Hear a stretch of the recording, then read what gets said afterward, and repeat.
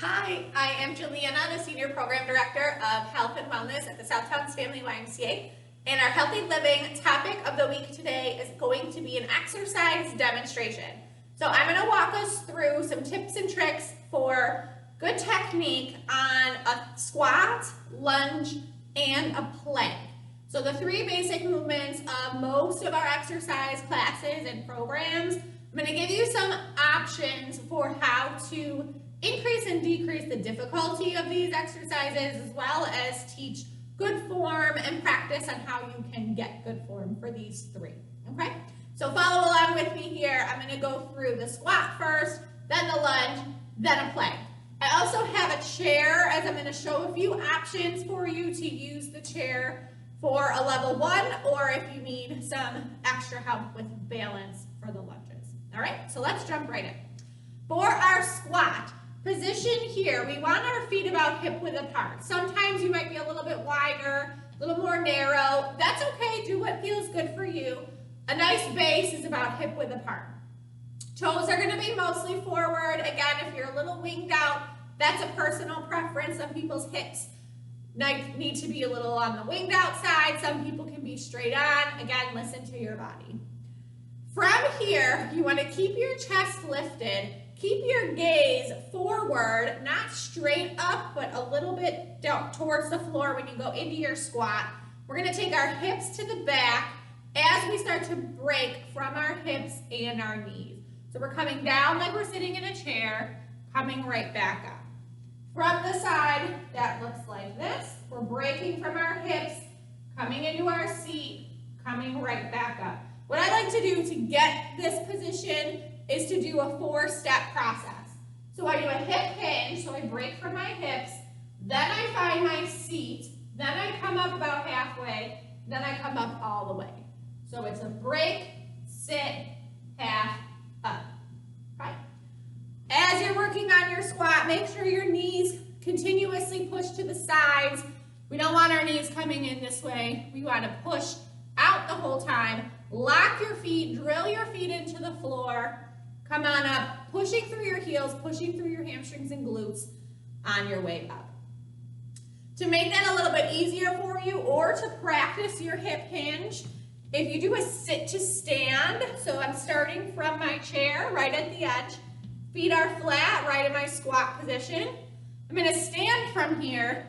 Now you have the knowledge that your chair is behind you, so you might feel a little bit more confident on your hip hinge. Come to the back, and then you're gonna push right up. So a sit to stand is really our level 1 for working on our squat, a pain-free squat. That's the goal.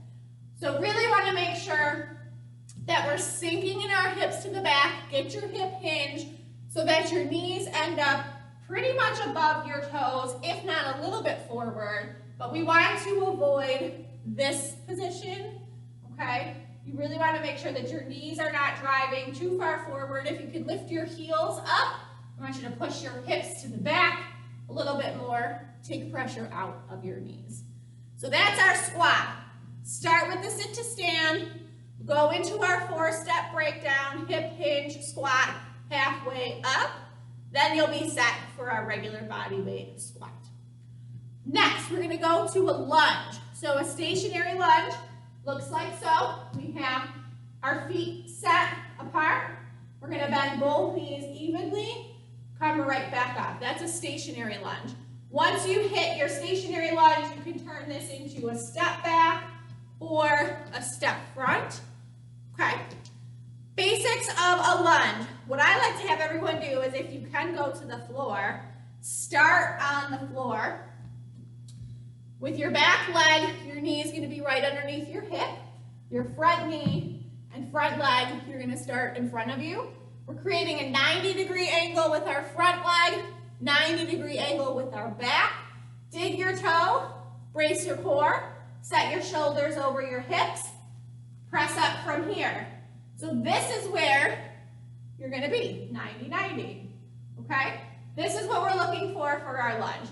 Now you can take your shoulders a little bit forward, that's okay, but mostly you're gonna stay shoulders over your hips, bending your knees evenly. You can also hit this form correctly with just a quarter lunge. It's not about how low you go, it's about keeping your form correct. So what we want to avoid with our lunge is if your back foot is too close, you're not going to have anywhere to really go. This knee is going to be in front of this hip. Also, it's going to force your front knee driving forward. That's not what we want either, just like our squat. We want to make sure our front knee stays right above our front foot, back knee right below your hip. Stationary lunge. Options, you can use a chair. Inside arm is going to help you stagger your feet down and up from here, using your chair to help you balance, or the side of a counter or anything that you have, okay? So once you have your 90-90, then you can go into a step forward lunge or a step back lunge, still keeping your 90-90 for both. Okay, so that's a lunge. Lunges are challenging. They're one of the most challenging to kind of get all of it put together. Front leg, back leg, core, shoulders. A lot going on, a lot of stability, a lot of mobility at the same time. So if you struggle with lunges, don't get too hard on yourself because they're challenging. All right, last exercise I'm going to walk us through, a plank position. Lots of options on your plank. You can do a forearm plank, which means you can have your forearms on the floor either in this stacked position or forward this way. Or you can do an all the way up, I call them high planks, in an upright push-up position. The tips and tricks are the same for both. You want to have your shoulders supported by either your elbow or your hand. You want your weight pushed back in your heels. That's going to put more of your body weight in your hip ab region. And you want to keep a straight line. No mountains, no valleys. So I'm going to walk through each option for that. So I'm going to start with my forearm plank. My elbows are going to be on the floor. I'm going to do a forward position here, so my hands are going to be out front. I'm going to place one foot out, pushing my heel to the back wall. Now I'm going to place my second, and I'm going to hold. My head is looking right at my hands, so I'm not looking forward, and I'm not looking at my feet. Right in line with my spine here, straight line. You can also drop your knees and work on this plank position for a little extra help. You just want to make sure your hips are in line, not pushed up in the air. Same idea for our high plank, but now I'm going to stack my hands underneath my shoulders. One foot back, press my heel to the back wall. Second foot back, up, nice and sturdy. I'm pushing away from the floor. My head is looking in between my hands. My weight's in my heels. Now you might be saying, what does she mean my weight in my heels? Let me show you. Option one, this is going to be where I have my weight in my toes. Look at where all my body weight is, in my shoulders. Now push your weight to your heels. Now I'm a little more central. My quads are flexed. I'm putting some of the work in my legs, putting some of the work in my abs and my hips, and I'm taking some of the pressure off of my shoulders. You can also do a modified high plank by just dropping your knees, but making sure that your hips are in line. Here, this is our angled plank. We don't want to be in a tabletop position. This is taking too much pressure out of our upper body. Walk your hands forward, press your hips down, push away from the floor the whole time, and hold your plank here. So those are some options. Dropping to your knees is going to be option one to make it easier, whether in your forearms or all the way up, or bring your knees off the floor for an upright plank. With our chair, you can also do an incline plank.